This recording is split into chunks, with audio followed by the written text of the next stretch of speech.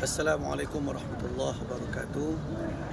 Saya Buya Elva Hendri Mukhlis, Ketua Umum Dewan Pimpinan Pusat Daerah Minang, disingkat dengan DARAM. Sekarang saya sedang berada di Masjid Haram Kota Makkah Al-Mukarramah. Di tangan saya ada Al-Quran terjemahan, dicetak 4 warna, sangat bagus dipakai untuk belajar Quran, belajar terjemah, belajar tafsir dan lain-lain. Quran ini cetakan DARAM Daerah Minang, sudah dicetak sekarang 5.000 eksemplar. Untuk itu Quran yang dicetak itu dikirimkan kepada umat yang membutuhkannya, baik kepada warga Minang perantauan ataupun Minang di ranah, atau kepada umat Islam yang lain yang membutuhkan.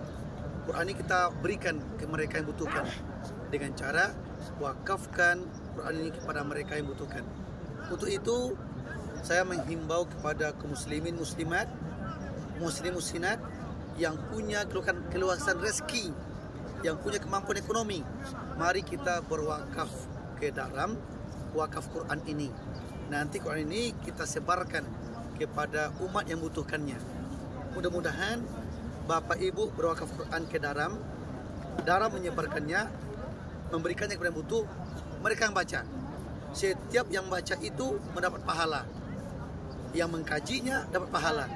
Tentu Bapak Ibu yang berwakaf Quran ini diberikan pahala yang luar biasa dahsyatnya oleh Allah Tabaraka wa Ta'ala. Semoga juga Quran dibaca orang, Quran itu memberikan syafaat kepada yang membaca dan kepada yang berwakaf Quran itu.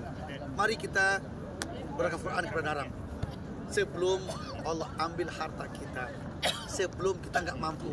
Selagi mampu, mari berwakaf Quran. Mudah-mudahan harta Bapak Ibu Allah berikan keberkahan. Assalamualaikum warahmatullahi wabarakatuh.